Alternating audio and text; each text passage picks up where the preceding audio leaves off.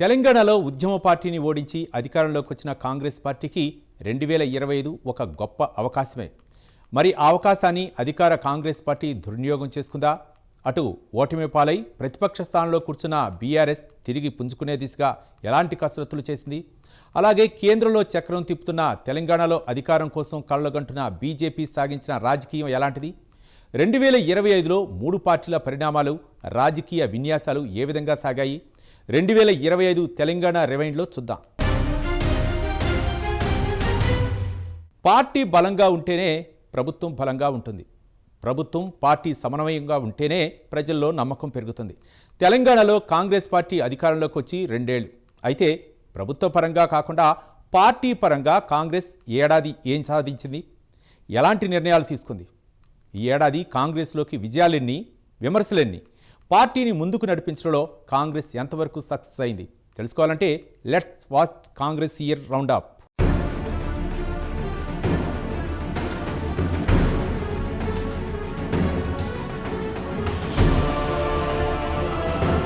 తెలంగాణలో కాంగ్రెస్ పార్టీ అధికారంలోకి వచ్చి 2 ఏళ్లైంది.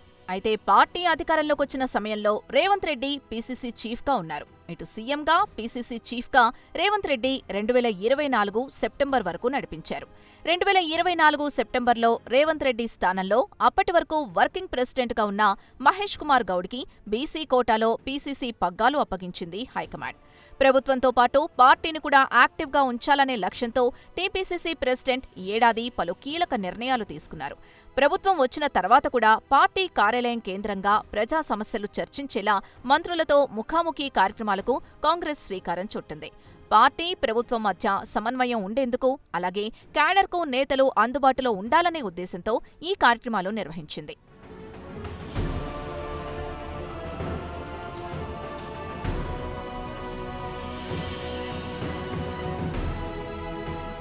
ఇక ఏడాది కాంగ్రెస్ ప్రభుత్వం అత్యంత ప్రతిష్టాత్మకంగా తీసుకున్న అంశం 42% బీసీ రిజర్వేషన్. సమగ్ర కులగణన చేపట్టి బీసీల జనాభాను ప్రకటించింది. అయితే ఈ సర్వేపై సొంత పార్టీ నుంచే విమర్శలు రావడంతో కాంగ్రెస్ క్రమశిక్షణ చర్యలకు దిగింది. సర్వే నివేదికను కాల్చిన ఘటనలో పార్టీ కఠిన నిర్ణయం తీసుకుంది. సొంత ఎమ్మెల్సీ తీన్మార్ మల్లన్నను సస్పెండ్ చేసింది. ఇక బీసీలకు స్థానిక సంస్థల ఎన్నికల్లో 42% రిజర్వేషన్ ఇచ్చిన తర్వాతే ఎన్నికలకు వెళ్తామని కాంగ్రెస్ పలు సందర్భాల్లో చెప్పింది.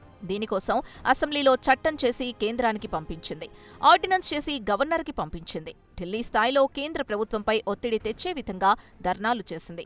కేంద్ర పెద్దల్ని కలిసింది. అయితే రిజర్వేషన్లపై కోర్టులో స్టే రావడంతో ఇచ్చిన మాట నిలబెట్టుకునేందుకు పార్టీ పరంగా 42% రిజర్వేషన్లు ఇస్తామని చెప్పి ఎన్నికలకు వెళ్లింది కాంగ్రెస్. అయితే ప్రస్తుతానికి పార్టీ పరంగా ఇచ్చినప్పటికీ 42% రిజర్వేషన్ విషయంలో వెనక్కి తగ్గేది లేదని, చట్టపరంగా సాధిస్తామని కాంగ్రెస్ పార్టీ నేతలు చెబుతున్నారు.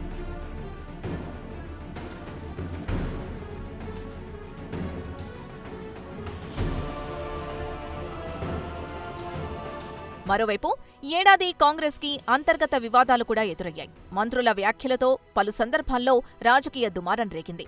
మంత్రి కొండా సురేఖ పలుమార్లు చేసిన కమెంట్స్, అలాగే మాజీ ఎమ్మెల్సీ కొండా మురళి వరంగల్లో స్థానిక ఎమ్మెల్యేలపై చేసిన కమెంట్స్ పార్టీలో వివాదం సృష్టించాయి.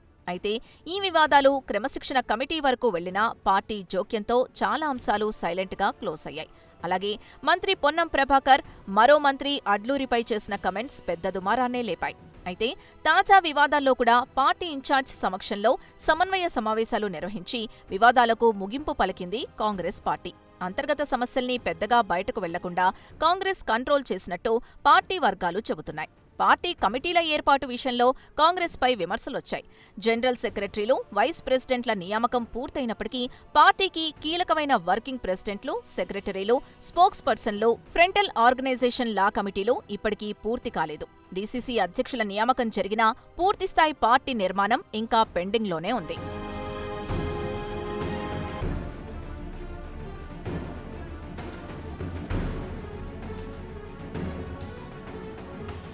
ఈ ఏడాది జరిగిన టీచర్, గ్రాడ్యుయేట్ ఎమ్మెల్సీ ఎన్నికలు కాంగ్రెస్ని నిరాశపరిచినప్పటికీ సర్పంచ్, ఉప ఎన్నిక మాత్రం కాంగ్రెస్కి ఊపునిచ్చాయి.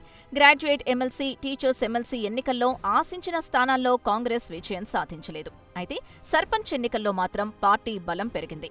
ఇక జూబ్లీహిల్స్ ఉప ఎన్నికలో కాంగ్రెస్ భారీ విజయాన్ని సాధించింది.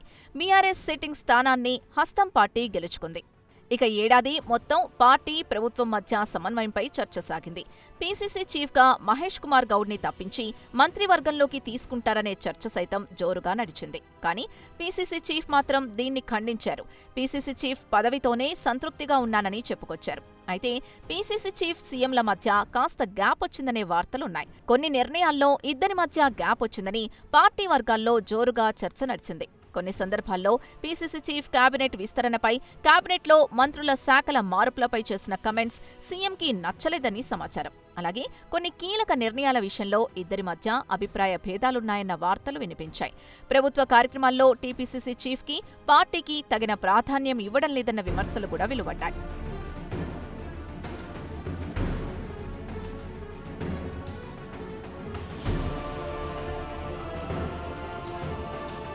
మొత్తానికి 2025 ఏడాదిలో కాంగ్రెస్ పార్టీకి కొన్ని విజయాలున్నాయి. అలాగే సవాళ్లు కూడా ఎదురయ్యాయి. అలాగే విమర్శలు కూడా ఎదురయ్యాయి.